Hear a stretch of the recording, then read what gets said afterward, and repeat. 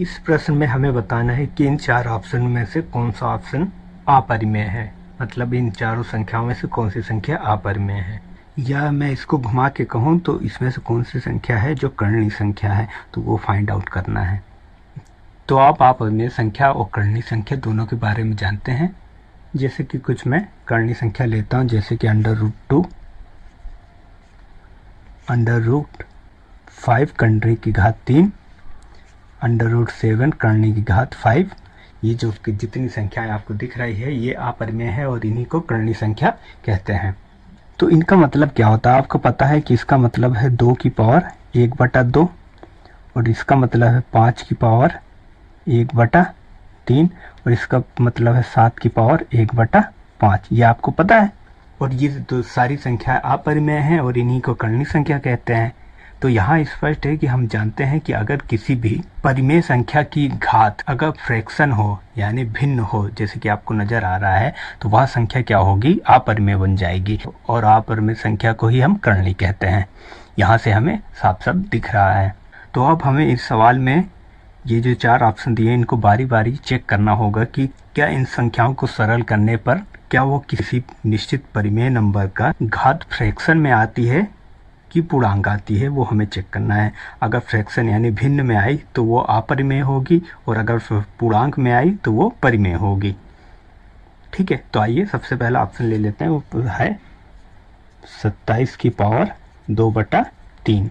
तो एक तो तरीका ये है कि यहाँ 27 का स्क्वायर दिख रहा है 1/3 है, तो 1/3 को अलग कर लूँ, 27 स्क्वायर कर दूँ, फिर 1/3 उसमें सॉल्व करूँ, तो इसमें ज़्यादा टाइम लगेगा। ऐसे नहीं करना है। इसको कम से कम टाइम में आप तब कर पाएंगे जब आपकी जो संख्या दी है उसको आप घात के रूप में लिख लें। मतलब इस संख्या का अभाज्य गुणनखंड निकाल लीजिए और इसको इनके अभाज्य गुणनखंड के स्क्वायर के रूप में लिख लीजिए। तो ये 27 है। 27 आप जानते हैं कि 3 की घात 3 होता है, तो मैं 27 को 3 की घात 3 लिख सकता हूँ। तो 27 की 3 की घात 3 और इस पूरे की घात 2/3 है। क्लियर है। और अब आपको घातांक के नियम से पता है कि अगर किसी घात की संख्या की घात हो तो घातें आपस में गुणा हो जाती है, तो गुणा कर लीजिए। 3 की घात 3 गुणे 2/3। तो यहाँ हमें 3 से 3 कट जा रहा है, तो आ रहा है 3 की घात 2 और 3 की घात का 2 का मान 9 होता है और 9 एक परिमेय संख्या है। अतः ये जो दी है एक संख्या ये एक परिमेय संख्या है। तो पहली तो हमें पता चल गई कि ये परिमेय संख्या है। आइए दूसरा चेक करते हैं। दूसरा है 1024 की पावर -4/5। तो यहाँ भी हमें 1024 का अभाज्य गुणनखंड करना होगा और उसको किसी निश्चित संख्या का घात के रूप में लिखना होगा। तो अगर 1024 का आप अभाज्य गुणनखंड करेंगे तो 10 बार 2 आएगा, मतलब 2 की पावर 10। तो इसको मैं लिख सकता हूँ 2 की पावर 10 और इसकी पूरे की पावर है -4/5। ठीक है, अब यहाँ पर भी घातें गुणा हो जाएंगी।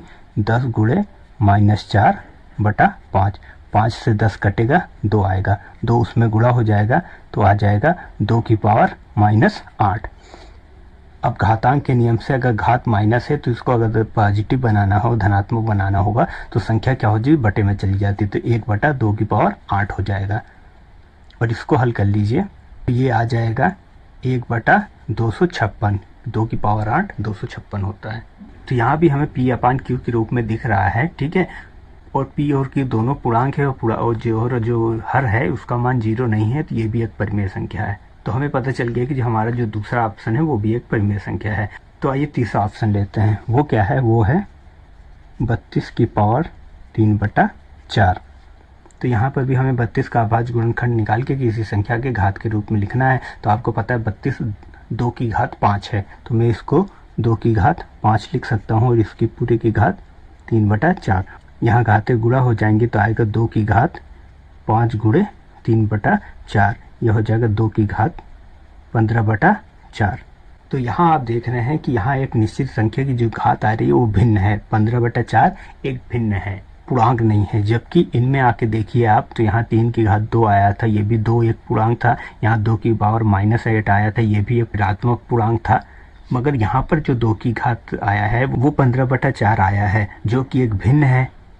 तो मैंने आपको बताया कि अगर किसी भी संख्या की जो घात होगी वो पूर्णांक ना हो के भिन्न हो तो वह संख्या क्या होती है, अपरिमेय संख्या होती है, और उसी को हम कर्णीय संख्या कहते हैं। तो हमें दिख रहा है कि ये एक अपरिमेय संख्या है। अतः स्पष्ट है कि 32 की पावर 3/4 एक अपरिमेय संख्या है। तो हमारा जो आंसर होगा वो सी तीसरा होगा। अब हमारा जो चौथा ऑप्शन है वो उसे हमें चेक करने की ज़रूरत नहीं है, क्योंकि हमें पता लगाना था कि इनमें से कौन सी संख्या अपरिमेय है, वो हम पता लगा चुके हैं।